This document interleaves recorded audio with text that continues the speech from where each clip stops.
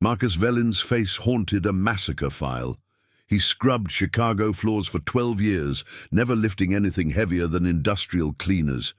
Yet Security Chief Dana Corran held proof he'd been present when blood painted warehouse walls. His daughter Lila waited at home, trusting him completely.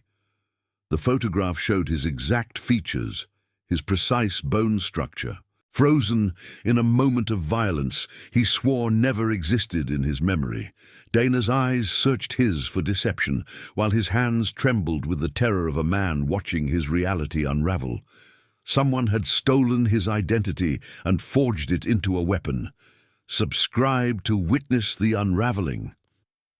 The fluorescent lights hummed with a frequency that made Marcus Vellin's teeth ache. A low vibration that seemed to penetrate his skull and settle behind his eyes like a persistent migraine. He sat in the security office of the Northbridge Industrial Complex, the same building where he'd mopped floors and emptied trash bins for the past 12 years, his hands folded on the metal table before him, fingers interlaced to stop their trembling. The room smelled of industrial cleaner mixed with stale coffee. Scents he knew intimately from his night shifts, but now they carried an edge of menace, as if the familiar had transformed into something sinister. Security Chief Dana Corran stood across from him, her posture rigid with the kind of authority that came from years of military training, her dark eyes fixed on his face with an intensity that made him feel simultaneously visible and erased. She wore a navy blazer over a crisp white shirt, her badge glinting under the harsh light, and her expression held the careful neutrality of someone trained to reveal nothing while observing everything. Marcus could feel sweat gathering at the base of his spine, trickling down in a slow, cold line that made him acutely aware of his own vulnerability in this sterile room where the air conditioning whispered secrets he couldn't decipher. Dana placed a manila folder on the table between them with a deliberate slowness that felt choreographed, each movement measured and weighted with significance he didn't yet understand. The folder was unremarkable, standard issue with a red classification stamp across its cover, yet Marcus found himself staring at it as if it were a coiled snake, something that might strike if he moved too quickly or breathed too deeply. His shift had ended an hour ago, and he'd been walking toward the employee exit, thinking about the leftover pasta he'd promised to heat up for Lila, his 12-year-old daughter who would be finishing her homework at their kitchen table, her brow furrowed in concentration, the way it always did when she tackled math problems. Instead, 2 security guards had intercepted him near the loading dock, their polite but firm request that he accompany them feeling less like an invitation and more like an arrest without handcuffs. Now he sat in this room that felt both too large and suffocatingly small, watching Dana's manicured fingers tap the folder's edge once, twice, 3 times before she finally opened it with a soft rustle that seemed deafening in the silence. The photograph stared up at him from the top of the stack of documents, and for a moment Marcus couldn't process what he was seeing because the face looking back at him was his own. Not similar, not reminiscent, but his exact features captured in what appeared to be surveillance footage printed on glossy photo paper. The image showed him standing in what looked like a warehouse, industrial shelving visible in the background. His face turned slightly toward the camera with an expression he didn't recognize on his own features, something hard and cold that sent ice water through his veins. The timestamp in the corner read a date from 14 months ago, a Tuesday evening when he distinctly remembered being home with Lila, helping her build a diorama of the solar system for her science class. Their kitchen table covered in styrofoam balls and glitter that had gotten everywhere, sticking to their clothes and hair. He'd laughed that night, genuinely laughed at Lila's insistence that Pluto deserved better than demotion, and now that memory felt like it belonged to someone else entirely, another Marcus in another timeline where his face didn't appear in classified files documenting scenes he'd never witnessed. Dana remained standing, her position giving her a tactical advantage he recognized even through his growing panic. Her eyes moving between his face and the photograph with the clinical precision of someone trained to catalogue micro-expressions and involuntary tells. Marcus wanted to speak, to demand explanation, but his throat had constricted into a tight column that made breathing an effort, each inhale shallow and insufficient. The photograph wasn't alone in the folder. He could see other documents beneath it, pages dense with text and what appeared to be additional images, all arranged with the meticulous organization of an investigative file. His hands remained locked together on the table, knuckles whitening with the pressure of his grip, and he became aware of the way Dana tracked even that small movement, noting it, filing it away in whatever mental database she maintained for assessing threats and determining guilt. The room felt smaller with each passing second, the walls seeming to lean inward while the fluorescent lights continued their relentless buzzing, a soundtrack to the dissolution of everything he thought he knew about his own existence. When Dana finally spoke, her voice carried a weight that suggested she'd been preparing these words, rehearsing them perhaps, though her delivery held no dramatic flourish, only a flat professionalism that somehow made the question more devastating. She asked him directly, without preamble or warning, why his face appeared in a file documenting a warehouse massacre that had left 3 people severely injured and cargo worth millions compromised. The incident still classified and under investigation by multiple agencies. The word massacre hit him like a physical blow, stealing what little air remained in his lungs because he cleaned floors and took out garbage. He picked Lila up from school when his schedule allowed and made sure she ate vegetables even when she complained. He paid bills 2 days before they were due and never drove above the speed limit. Violence existed in his life only as something he actively avoided, crossing streets to bypass confrontations, keeping his head down when voices rose in anger, teaching Lila to walk away from fights and seek help from trusted adults. Yet here was his face, his exact bone structure, and the small scar above his left eyebrow from a childhood bicycle accident, frozen in a moment of apparent complicity with something brutal and criminal. Marcus heard himself respond, though he didn't remember forming the words, his voice emerging as a rasp that sounded foreign to his own ears, telling Dana he'd never been to any warehouse except this one where he worked, never been involved in anything remotely criminal, never even received a speeding ticket in his entire adult life. The protests sounded hollow even to him, inadequate against the evidence of that photograph, and he watched Dana's expression remain unchanged, her professional mask intact even as something flickered in her eyes. Not quite doubt, but perhaps a hairline fracture in her certainty. She pulled another photograph from the folder, this one showing a wider angle of the same scene, and Marcus could see bodies on the ground, figures in defensive positions, chaos captured in a frozen instant that his alleged presence had somehow anchored. His mind raced through possibilities, grasping for explanations that might make sense of this impossible situation. Mistaken identity, though the resemblance was too precise.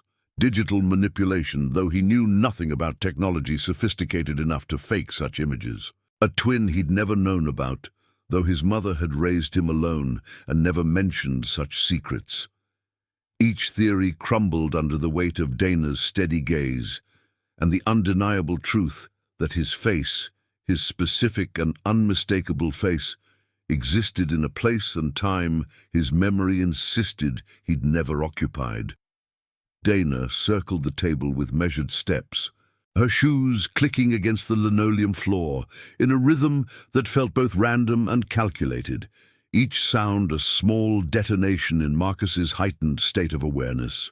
She carried herself with the bearing of someone accustomed to command, her movements economical and purposeful, and Marcus found himself tracking her progress around the room the way prey might watch a predator assess its approach. The folder remained open on the table, the photographs visible from his seated position, and he couldn't stop his eyes from returning to that image of himself that wasn't himself, trying to find some flaw or inconsistency that might prove it false. Dana began asking questions in a tone that suggested she already knew the answers, or at least believed she did, inquiring about his whereabouts on specific dates, his associations, whether he'd traveled recently or maintained contact with anyone from his past before Chicago. Marcus answered each query with the truth, that his life was small and contained, that he worked nights to be available for Lila during the day, that his social circle consisted of 3 other single parents from Lila's school and the elderly woman who lived in the apartment below them, and sometimes watched Lila when emergencies arose. The questions continued, gaining specificity and edge, Dana's voice never rising, but carrying an undercurrent of steel that suggested she was testing him, probing for weak points in his narrative. She asked about his past, about the years before he'd arrived in Chicago with an infant daughter and a determination to build something stable from the wreckage of his earlier life. Marcus felt his jaw tighten because those years were tender territory, wounds he'd worked hard to scar over, and he didn't want to expose them in this harsh room under Dana's analytical scrutiny. He'd been 26 when Lila was born, working construction in Louisville, Kentucky, living with a woman named Sarah, who'd promised forever and delivered 18 months before deciding motherhood didn't suit her aspirations. She'd left on a Tuesday morning, packing her essentials while Lila slept, leaving a note that apologized without explaining and a check that bounced 3 days later when Marcus tried to deposit it. He'd moved to Chicago 2 months after that, chasing the promise of better opportunities and cheaper rent, finding instead a city that was indifferent to his struggles, but at least didn't actively push him back down when he tried to climb. Dana's questions shifted toward the warehouse incident itself, asking if he recognized the location in the photographs, whether he'd ever had access to similar facilities, if he understood the nature of the cargo that had been compromised. Marcus shook his head to each inquiry, his responses growing shorter as exhaustion began to layer over his panic, the combination creating a fog that made thinking feel like wading through dense water. The cargo, Dana explained with clinical detachment, had consisted of pharmaceutical supplies being routed to international buyers, legitimate shipments that had been intercepted and contaminated with substances that turned them into dangerous contraband. 3 security personnel had been injured during the heist, 1 critically, their lives disrupted by violence that Marcus's face now anchored in official documentation. He wanted to ask how this was possible, how someone could steal not just identity, but physical presence, placing him at a scene with such precision that even sophisticated security analysis accepted the fabrication as truth. Dana seemed to anticipate his confusion, pulling additional documents from the folder. Biometric analysis reports that confirmed facial recognition matches, gait analysis that supposedly corresponded to his movement patterns, even thermal imaging that placed a body matching his dimensions at the scene. The evidence felt overwhelming, a tsunami of data that contradicted every certainty Marcus held about his own existence. And he found himself wondering if memory could be trusted when documentation suggested otherwise. His mind circled back to that Tuesday evening 14 months ago, reconstructing the details with desperate precision. Lila had chosen purple for Neptune, mixing paint at the kitchen sink while he'd cut styrofoam with a serrated knife, the radio playing old country songs his mother used to love. He remembered burning his hand slightly on the hot glue gun, the small red mark that had faded within days, and Lila's insistence that they needed to make Saturn's rings perfect because it was the most beautiful planet. Those memories felt solid, grounded in sensory detail and emotional weight. Yet Dana's file suggested they were false, that his consciousness had constructed a comfortable fiction while his body participated in criminal violence. The cognitive dissonance created a pressure behind his eyes, a building ache that threatened to split his skull, and he pressed his palms against his temples, trying to contain it. Dana finally sat across from him, the shift in her posture marking a change in the interrogation's tone, her expression softening by perhaps 1 degree, though her eyes remained watchful and assessing. She told him, with a directness that felt almost compassionate, that she'd reviewed cases of identity theft before, but nothing on this scale or sophistication. Nothing that involved physical presence and biometric verification that should have been impossible to fake. Her words carried an undercurrent he couldn't quite identify, not sympathy exactly, but perhaps acknowledgement that the situation exceeded normal parameters of criminal behavior. She explained that the investigation had been ongoing for over a year, that multiple agencies were involved, and that his face had appeared in their database 3 months ago when advanced facial recognition software had finally processed the warehouse footage. Prior to that, the perpetrator had remained unidentified, a ghost moving through secured spaces with apparent ease, and the discovery of Marcus's identity should have been a breakthrough that brought the case toward resolution. Instead, it had created more questions than answers, particularly after background checks revealed a janitor with no criminal history, no suspicious associations, and a life so transparently mundane that it defied the profile they'd been building. Marcus listened to Dana's explanation with a strange sense of detachment, as if they were discussing someone else entirely. Another Marcus who lived a parallel life, intersecting his own only in this nightmarish convergence. He thought of Lila waiting at home, probably worried now because he was late and hadn't called, her anxiety manifesting in the way she'd chew her lower lip and check her phone repeatedly. She'd been through too much already, losing her mother at an age too young to understand abandonment, but old enough to feel its permanent sting, and Marcus had built their entire life around providing stability and predictability, showing her through consistent action that at least one parent would always remain, always show up, always choose her.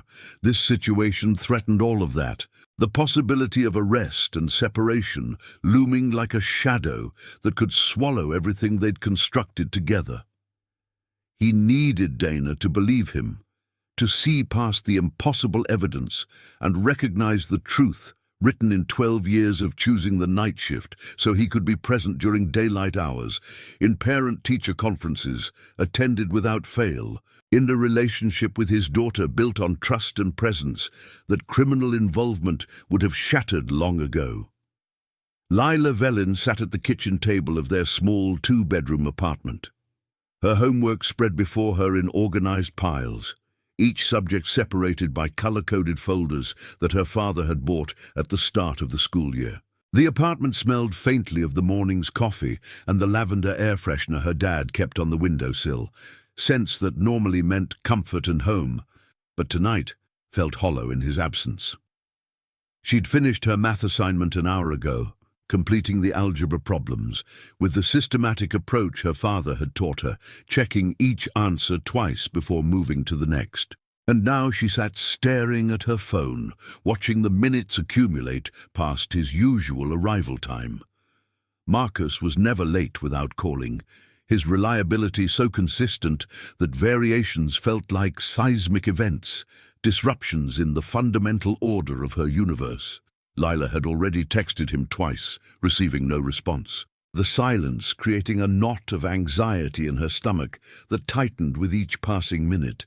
She tried to distract herself by reviewing her English essay, a personal narrative about family traditions that she'd centered on the solar system diorama they'd built last year, describing how her father had let her stay up past her bedtime to get Saturn's rings just right. Writing about that night had made her smile, remembering how they'd both ended up covered in glitter, finding sparkles in their hair for days afterward, and how her dad had declared it the most scientifically accurate solar system in 7th grade history. Those moments formed the foundation of her sense of safety, The knowledge that even when life was difficult and she knew their finances were tight, saw the careful way her father budgeted and the store-brand groceries he bought, they had each other completely and without reservation. Her mother's absence was a fact of her life, something she'd long ago stopped trying to understand or remedy, but her father's presence compensated for that loss. His dedication so absolute that she'd learned to trust in it the way others might trust in gravity or sunrise. The knock on their apartment door came suddenly, making Lila jump, her heart accelerating with a burst of adrenaline that left her hands shaking. She approached cautiously, remembering all her father's instructions about home safety, checking the peephole before unlocking any of the 3 deadbolts Marcus had installed. Through the small lens, she saw 2 women standing in the hallway, one in a security uniform from her dad's workplace, the other in civilian clothes but with a bearing that suggested official capacity. Lila's anxiety transformed into something sharper, more specific, the kind of fear that comes with intuition, recognizing threat before the conscious mind can articulate it. She called through the door, asking who they were and what they wanted, her voice emerging steadier than she felt.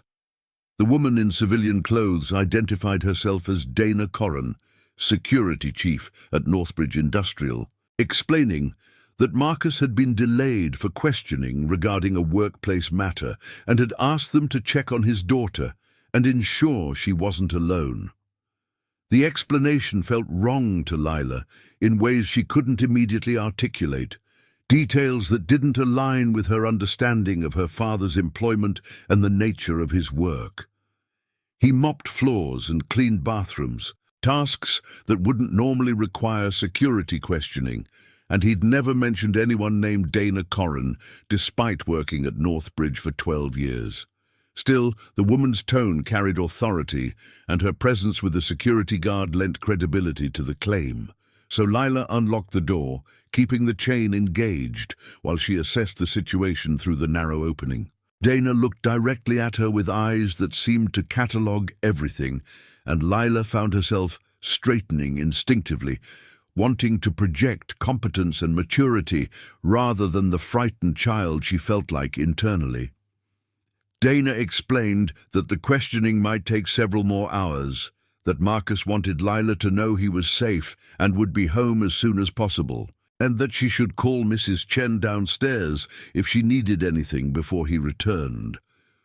Lila nodded, accepting this information while her mind raced with questions she didn't voice, maintaining the careful composure her father had taught her to adopt with authority figures. After the women left, she locked all 3 deadbolts with trembling fingers and returned to the kitchen table. But homework held no appeal now, the words blurring on the page as her attention fragmented. She opened her laptop, driven by an impulse she didn't fully understand, and began searching for information about her father's workplace, typing Northbridge Industrial Complex Security Incident into the search engine. The results were sparse, mostly routine press releases about facility expansions and employment opportunities, nothing suggesting the kind of situation that would require extended questioning of a janitor. She refined her search, adding terms like investigation and pharmaceutical, remembering Dana's mention of workplace matters and vaguely recalling her dad saying something once about the complex handling medical supplies. The search results shifted, revealing news articles from over a year ago about a warehouse incident involving pharmaceutical theft and violence. The details sparse, but concerning enough that Lila felt her anxiety crystallize into something more specific and terrifying. The articles mentioned ongoing investigations and classified elements, federal agencies involved, and significant cargo loss.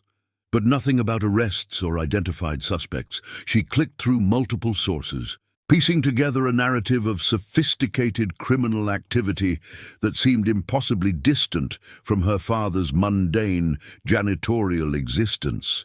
Yet Dana's visit suddenly made horrible sense if somehow Marcus had become entangled in this investigation.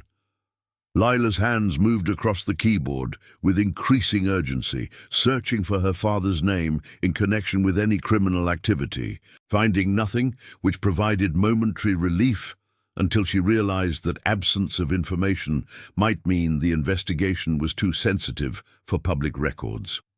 Her phone buzzed with a text from Mrs. Chen asking if everything was okay. The elderly woman's intuition apparently triggered by the late-night visit from security personnel. Lila responded with careful vagueness, explaining that her dad was working late and she was fine, knowing that any hint of real trouble would bring Mrs. Chen upstairs with concern and questions Lila couldn't answer. She sat in the quiet apartment, surrounded by her organized homework and the familiar objects that constituted their life together. The photo of her and Marcus at Navy Pier stuck to the refrigerator.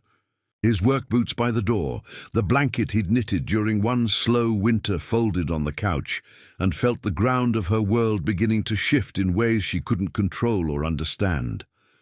Whatever was happening to her father existed in a realm beyond her reach, adult complexities that threatened the carefully maintained stability he'd worked so hard to provide. And Lila found herself praying to a god she wasn't sure she believed in, that morning would bring him home and restore the predictable rhythm of their existence. Dana Corrin sat alone in her private office, the door locked and the blinds drawn, surrounded by the accumulated evidence of a career built on certainty and adherence to protocol. The walls displayed commendations and certificates, proof of service in military intelligence followed by 15 years in corporate security, a trajectory defined by her ability to identify threats and neutralize them before they metastasized into larger problems. She'd built her reputation on reading people, on recognizing the micro-expressions and physiological tells that betrayed deception. And she'd been wrong exactly 3 times in her professional life, each mistake catalogued in her memory as cautionary lessons against trusting intuition over data. Now she faced a 4th potential error, though the direction of the mistake remained unclear. Either Marcus Velin was the most sophisticated liar she'd ever encountered, capable of maintaining perfect physiological calm while denying documented evidence, or the evidence itself was fundamentally compromised in ways that challenged everything she understood about biometric verification and forensic analysis.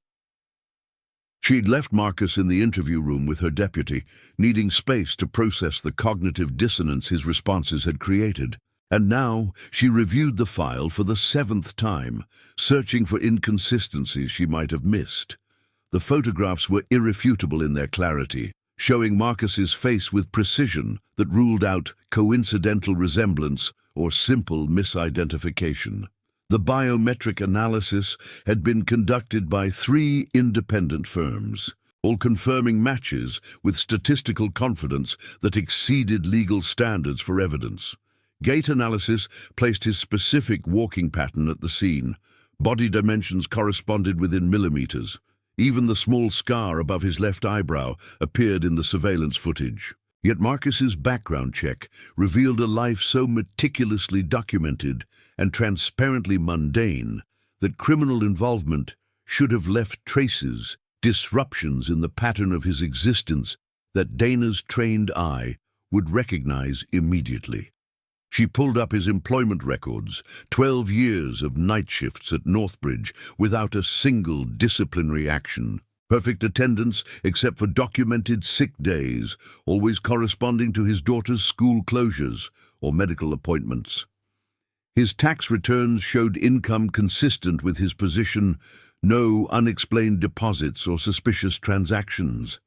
His apartment lease had been maintained without interruption, rent always paid on time, neighbors describing him as quiet and respectful. School records for Lila Velin painted a picture of active parental involvement. Marcus attended every parent-teacher conference, volunteered for field trips when his schedule allowed, participated in school fundraisers with the kind of consistency that suggested genuine investment rather than performance. Dana had encountered criminals who maintained elaborate cover identities, but they typically showed fissures under sustained scrutiny, moments where the mask slipped and revealed the calculation underneath. Marcus showed no such fissures, only the organic texture of a real life built through consistent choices over many years. Her phone buzzed with a message from her superior, Agent Caldwell from the federal task force overseeing the warehouse investigation, requesting update on the suspect interrogation and estimated timeline for formal charges.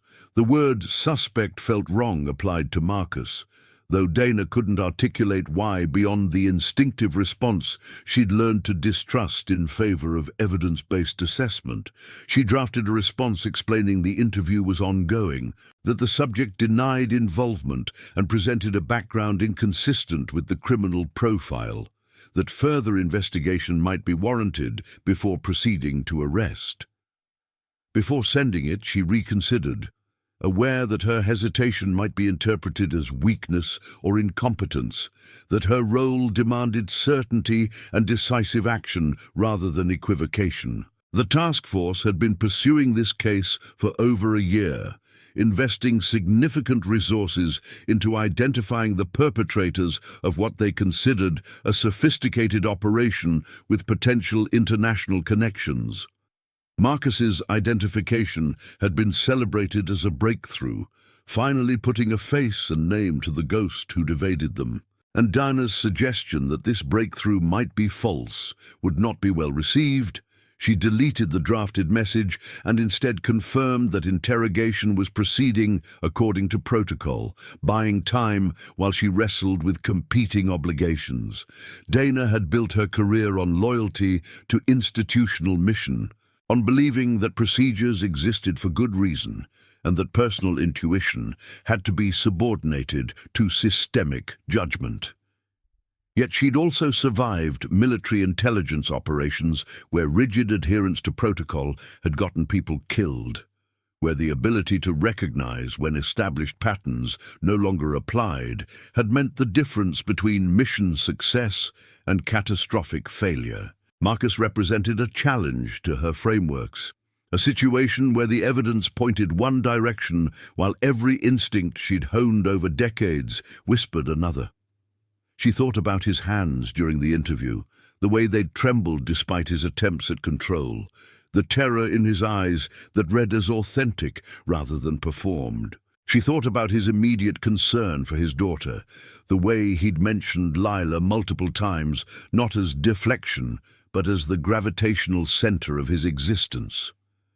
Dana pulled up the warehouse surveillance footage on her computer, watching it play through from multiple angles, studying not just the figure with Marcus's face, but the overall dynamics of the incident. The operation had shown military precision, coordinated timing, and tactical awareness that suggested professional training.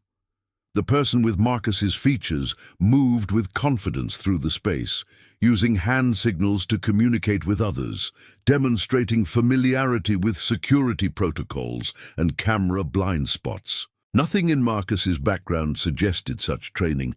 He'd worked construction before janitorial work, no military service, no security experience, no indicators of the specialized knowledge the footage revealed. Dana froze the image at the moment of clearest facial visibility, examining it with the objective analysis she'd been trained to apply, and felt her certainty fracture further. The face was Marcus's, undeniably, yet something about the expression felt foreign, a hardness in the eyes that contradicted the gentle exhaustion she'd observed during their interview. She remembered a case from her military intelligence days, a situation where facial recognition software had confidently identified a target who turned out to be an elaborate decoy, someone surgically altered and trained to mimic the real subject's mannerisms and appearance. The operation had been sophisticated beyond normal parameters, requiring resources and expertise that suggested state-level involvement, and it had worked because everyone trusted the technology over their human assessment. Dana had been part of the team that eventually unraveled the deception, but only after significant operational damage had occurred. The memory made her wonder if she was witnessing a similar manipulation now, though the technological requirements would be even more extreme, requiring not just physical alteration, but the ability to fool multiple biometric systems simultaneously.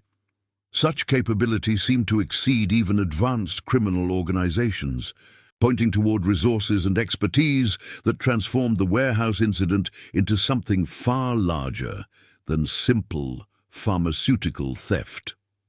Marcus was escorted to a different room, smaller and windowless, containing only a metal chair and a table bolted to the floor, the walls painted institutional beige that absorbed sound and light with depressing efficiency. The deputy who'd replaced Dana was younger, his expression less inscrutable, carrying the zealous certainty of someone convinced they were confronting confirmed guilt rather than investigating possibility. He introduced himself as Officer Brennan, his tone clipped and professional, and informed Marcus that he would remain in holding while additional evidence was reviewed and senior investigators made determinations about next steps. The word holding landed with weight, confirming that his status had shifted from interview subject to de facto detention. Though no formal charges had been stated, Marcus asked about calling his daughter, explaining that Lila would be terrified by his prolonged absence, and Brennan responded that arrangements had been made to check on her welfare, that communications would be permitted once preliminary processing was complete. The isolation felt deliberate, designed to create psychological pressure that might crack whatever resistance investigators assumed he was maintaining.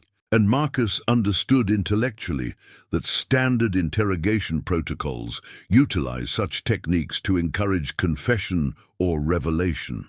Yet, knowing the method didn't diminish its effectiveness, the silence and confinement amplifying his anxiety until it felt like a living thing coiled in his chest, constricting his breathing and making his heart race with a rhythmic beats that created dizziness.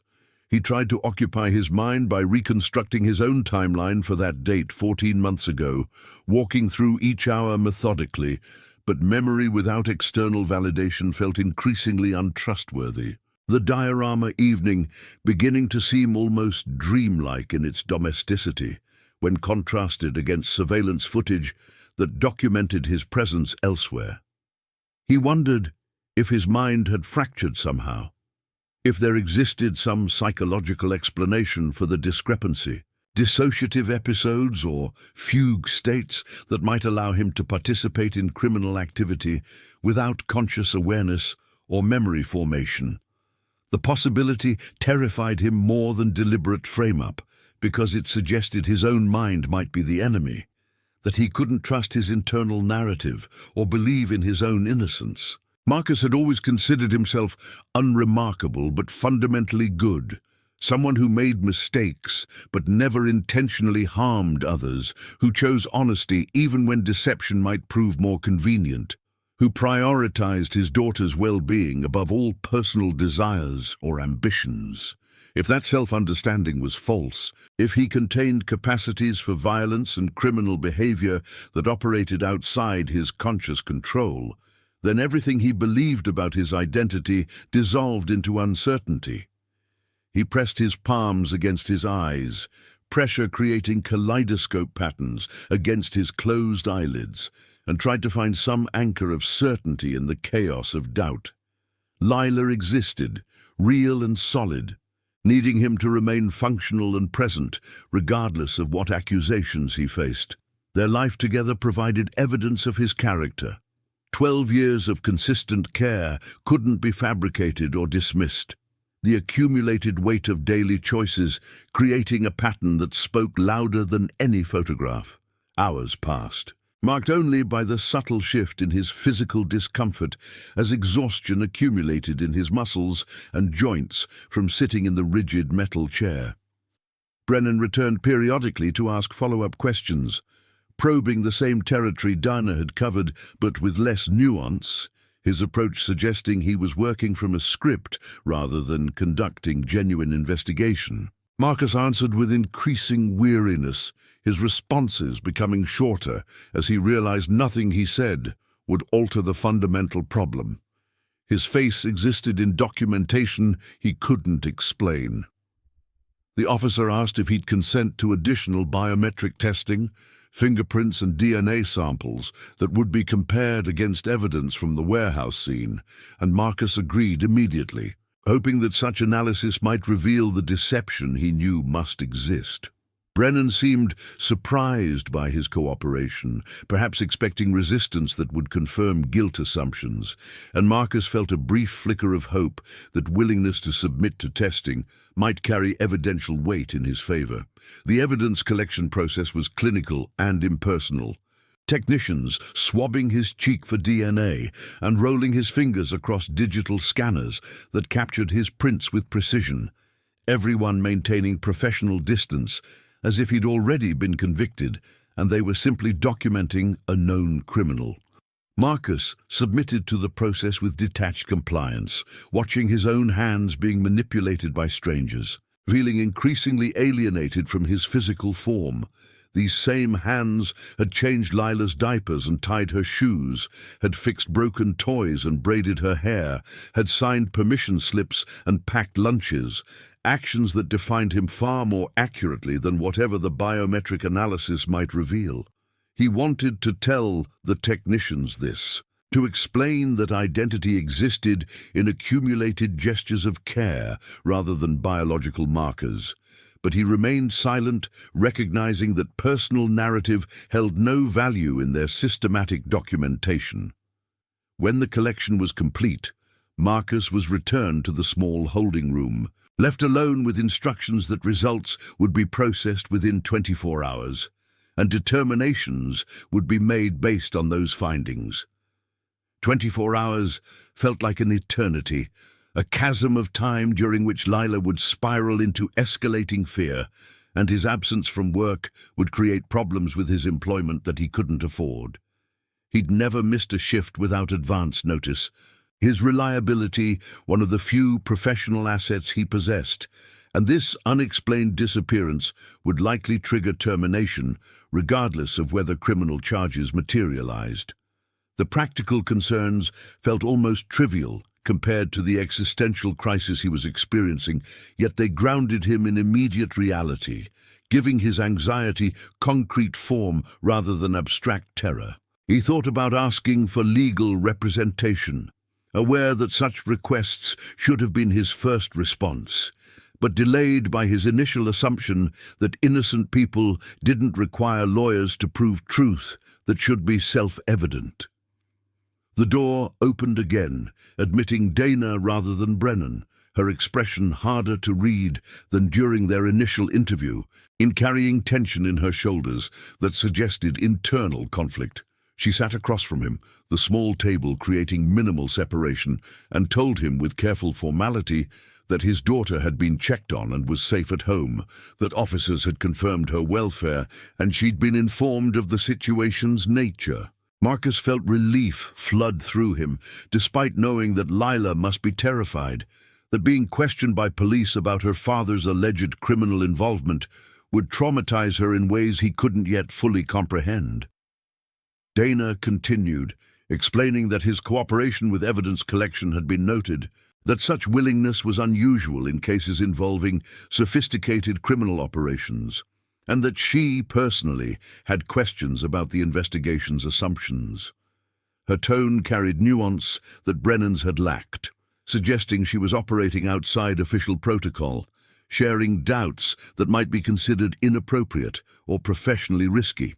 Though Dana had spent the hours of Marcus's detention conducting her own parallel investigation, utilizing access and resources that technically exceeded her authority for a case under federal jurisdiction, But she'd learned long ago that permission was often easier to obtain after successful outcomes than before controversial actions. She'd pulled security footage from Northbridge Industrial for the 14-month period surrounding the warehouse incident, searching for any irregularities in Marcus's documented presence at work, any gaps or inconsistencies that might suggest he'd been absent during shifts when he should have been mopping floors.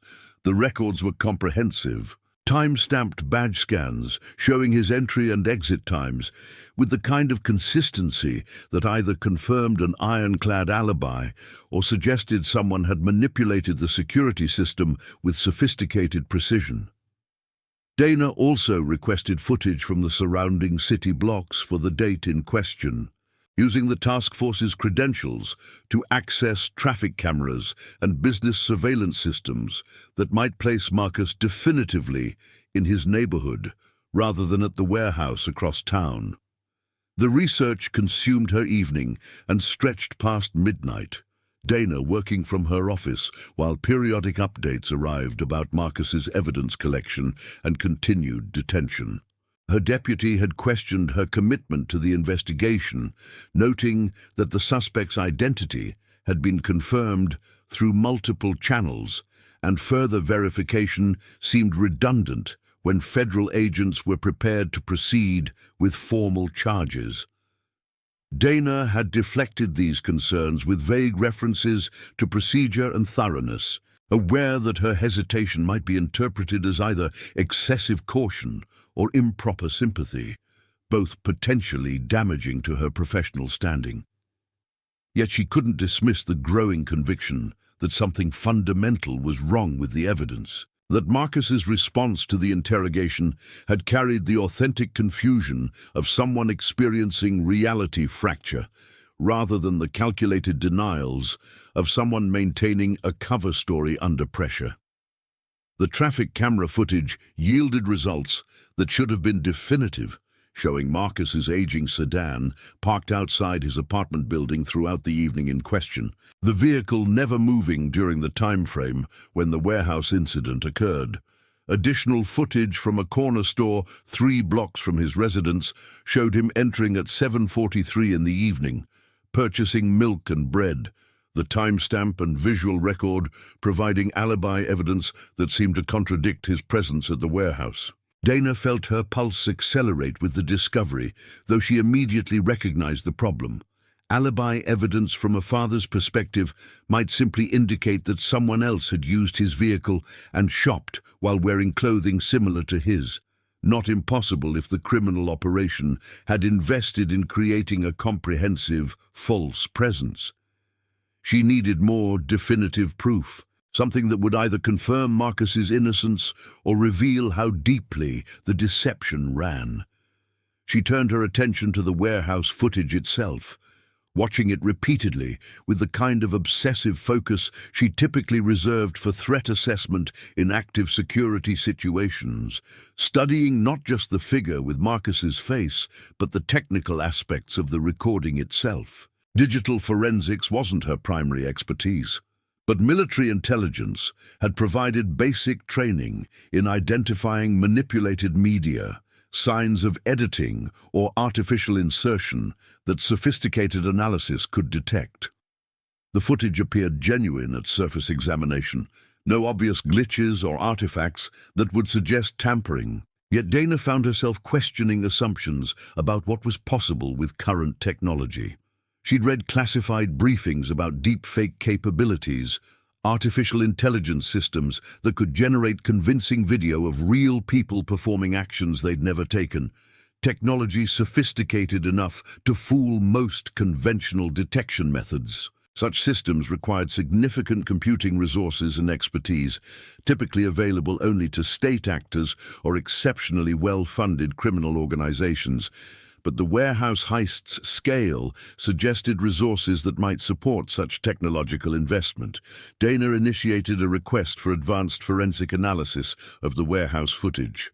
Citing her security clearance and the investigation's federal nature to justify the expense and priority, knowing that such analysis might take weeks but could potentially reveal digital manipulation invisible to standard review.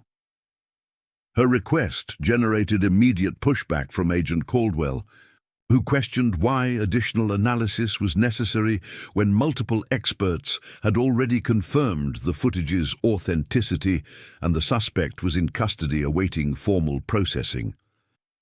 Dana explained her concerns carefully, framing them as due diligence rather than doubt, arguing that a case involving potential federal charges required absolute certainty about evidence integrity. Caldwell's response was curt, granting permission for the analysis, but warning that any delay in prosecution would be viewed unfavorably and that Dana's professional judgment was being questioned by task force members who considered the case essentially closed. The pressure to conform to investigative consensus felt familiar to Dana from her military service. Situations where institutional momentum carried operations forward despite emerging contradictions, where raising concerns was interpreted as disloyalty or weakness rather than appropriate skepticism. She'd learned to navigate such dynamics carefully, presenting doubts in language that affirmed chain of command while creating space for alternative possibilities. Yet this situation felt different. The stakes more personal because Marcus represented not an abstract case file, but a specific human being whose life would be destroyed if the evidence was false and she failed to recognize it. She thought about his daughter, 12 years old and waiting at home, building her understanding of the world around assumptions that her father would always return, always protect her, always prove trustworthy. If Dana proceeded with prosecution based on compromised evidence, she would be complicit in shattering that trust, transforming a child's safe world into a nightmare of abandonment and institutional betrayal that might never heal. Her phone displayed a message from the forensics team she'd contacted, acknowledging receipt of the footage and promising preliminary analysis within 48 hours, faster than standard turnaround, but still an eternity when a man sat in detention and his daughter experienced escalating trauma. Dana returned to the holding room where Marcus waited, finding him slumped in the metal chair, exhaustion evident in every line of his body. His eyes carrying the hollow look of someone whose internal resources were depleting toward empty. She sat across from him again, this meeting unauthorized and potentially compromising to the investigation's integrity.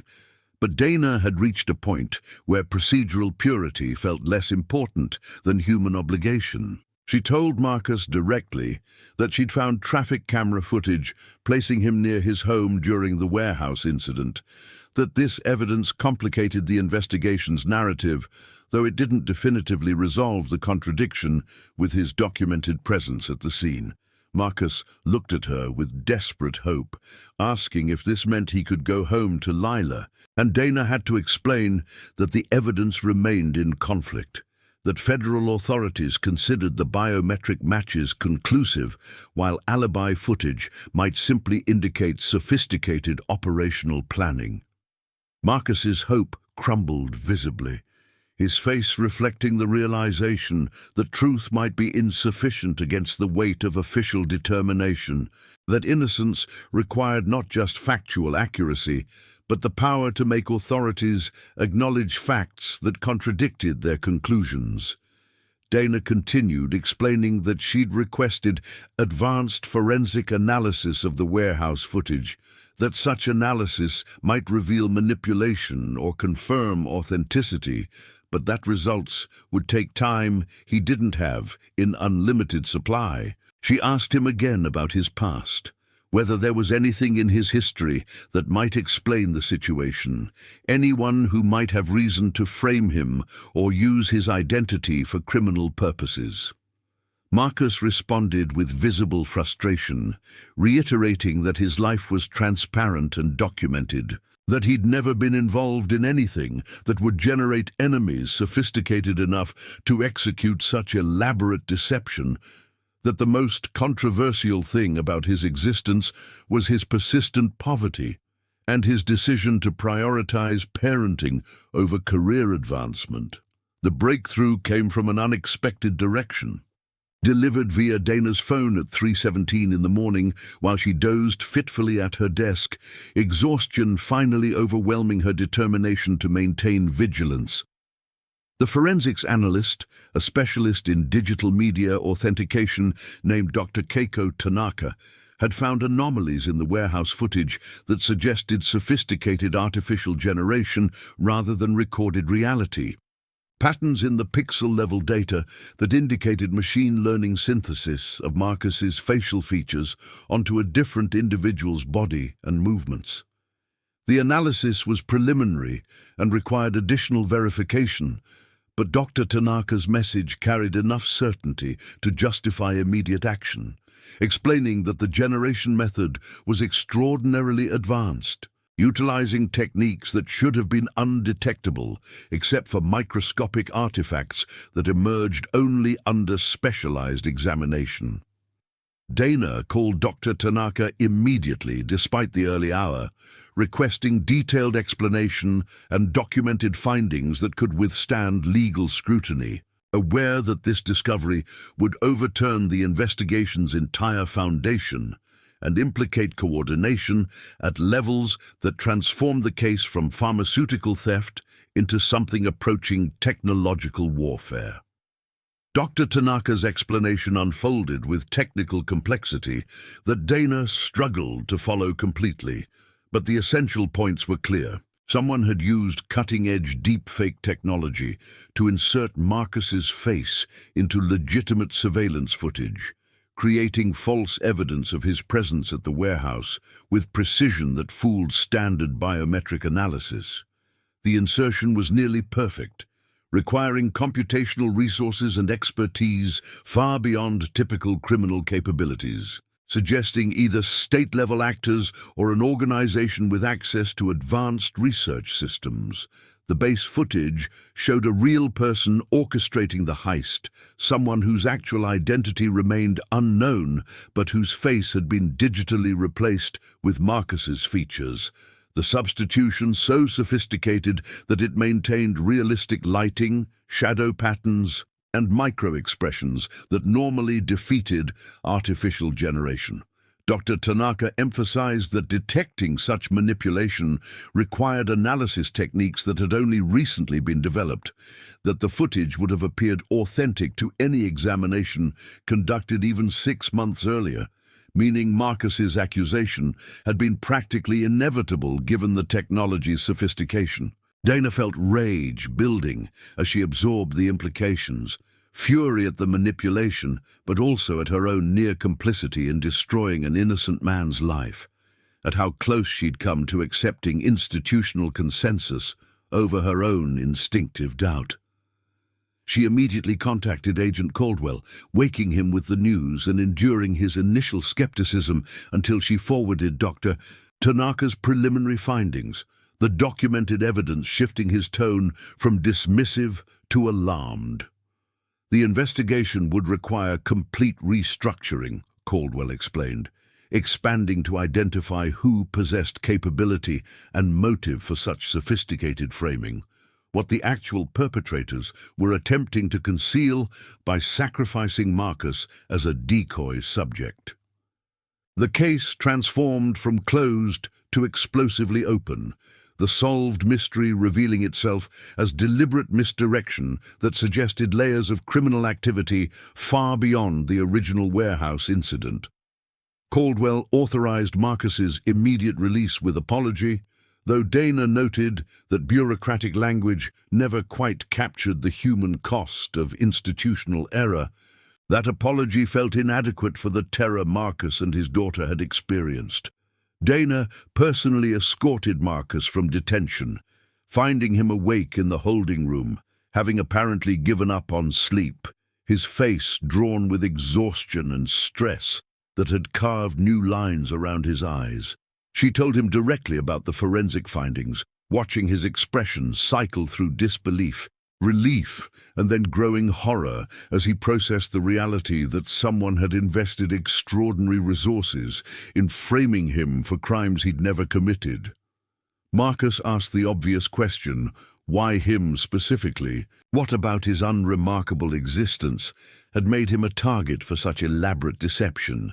And Dana had no answer beyond speculation that perhaps his very ordinariness had been the attraction, that perpetrators needed a fall guy whose mundane background would seem inconsistent with the operation's sophistication, creating investigative confusion that bought them time. She explained that federal resources would now focus on identifying the actual criminals and determining how they'd accessed Marcus's biometric data to create the fake footage, that his cooperation would be needed for ongoing investigation, though he was no longer considered a suspect or person of interest.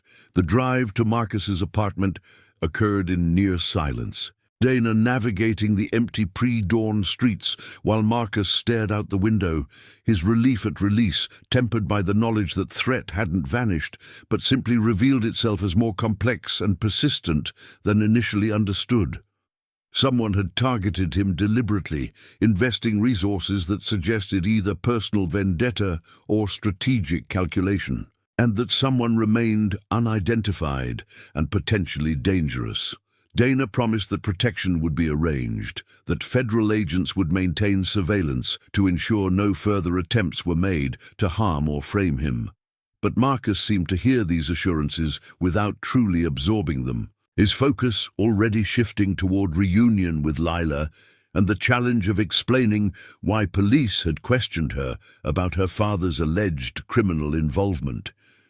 Dana understood that their lives had been permanently altered, that even exoneration couldn't erase the trauma of facing impossible accusations, and learning that reality itself could be weaponized against them through technological manipulation they couldn't defend against or even detect. They arrived at his building as dawn was breaking, pale light beginning to dissolve the night's darkness. And Dana accompanied Marcus to his apartment door, though protocol didn't require her presence for the reunion. Lila opened the door before her father could retrieve his keys, having apparently been watching through the peephole, and launched herself into his arms with force that nearly knocked him backwards, her face buried against his chest while her shoulders shook with the crying she'd apparently been suppressing throughout his absence. Marcus held her with desperate tightness, one hand cradling her head while the other pressed her close, his own eyes streaming tears he didn't bother to hide or wipe away. Dana witnessed this reunion feeling like an intruder, uncomfortably aware that she represented the institution that had created this terror, that her badge and authority were inseparable from the systems that had nearly destroyed this small family. She stepped back toward the hallway, preparing to leave them to their privacy, but Marcus looked up and thanked her directly, acknowledging that she'd believed him when evidence suggested she shouldn't, that her doubt of official conclusions had likely saved him from formal charges that might have been impossible to overcome. Dana accepted his gratitude with discomfort, explaining that she'd simply done what her training demanded, pursuing truth rather than confirmation of existing theories, maintaining skepticism about conclusions that contradicted observed human behavior. Yet privately, she knew the truth was more complex, that institutional pressure had nearly overridden her instincts, that without Dr. Tanaka's sophisticated analysis, she might have eventually capitulated to consensus and allowed an innocent man to be prosecuted. The case had revealed vulnerabilities not just in security systems, but in human judgment. The tendency to trust technological evidence over personal assessment, to assume that sophisticated analysis couldn't be defeated by even more sophisticated manipulation. As she rode the elevator down from Marcus's apartment, Dana considered the broader implications of what they'd discovered, that if such technology existed and had been deployed successfully once, it could be used again, targeting other innocents and creating false realities that destroyed lives while shielding actual criminals from accountability. Marcus stood in his apartment with Lila still clinging to him.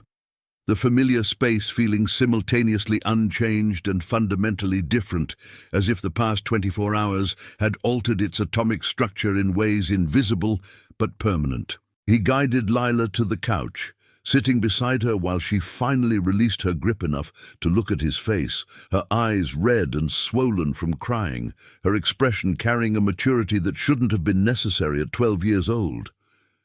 She asked what had happened, why police had come to their home, and questioned her about things she didn't understand. And Marcus struggled to find language that would explain without transferring all the terror he'd experienced. He told her a version of truth calibrated for her age and resilience, explaining that there had been a mistake, that someone had used technology to make it look like he'd been somewhere he wasn't, that the mistake had been discovered and corrected, but that for several hours he'd been very scared about being separated from her. Lila listened with careful attention, and Marcus could see her processing not just his words, but their implications about the world's reliability, about whether the safety they'd built together could withstand attacks they couldn't anticipate or defend against. She asked the question he'd been dreading. If someone could make it look like he'd done bad things he hadn't done, could they do it again? And were they safe now, or just waiting for the next attack? Marcus wanted to promise absolute safety, to restore the certainty she deserved about her father's ability to protect her from all threats. But the past day had stripped away his confidence in such promises. Instead, he told her the truth, as gently as possible, that they didn't know why someone had targeted him, that police were investigating and would try to prevent it from happening again, but that they would need to be more careful and vigilant than before. He watched Lila absorb this information, seeing her childhood innocence fracture slightly under the weight of adult concerns she shouldn't have to carry, and felt rage at whoever had done this, whoever had decided that his and his daughter's peace were acceptable casualties in whatever larger game they were playing. Their small life had been invaded by forces far beyond their understanding or capacity to resist. Their fundamental vulnerability exposed in ways that couldn't be reversed or forgotten. The morning continued with strange normalcy, Marcus making breakfast while Lila set the table, both of them moving through familiar routines that felt like anchors in a reality that had proven frighteningly unstable. They ate scrambled eggs and toast in near silence, the usual morning chatter absent, replaced by shared presence that communicated more than words could. Marcus thought about calling his employer, explaining the situation and hoping his detention wouldn't result in immediate termination, but postponed the call because he needed these hours with Lila more than he needed employment security. They would face the practical consequences of his absence soon enough: potential job loss, continued investigation involvement, the lingering trauma that would require processing over weeks or months. For now, they sat together at their small kitchen table, eating breakfast as dawn light filled their apartment, and Marcus let himself feel the immense relief of being home, of holding his daughter close, of having survived a nightmare that had threatened to swallow everything they'd built together across 12 years of patient, persistent love and care.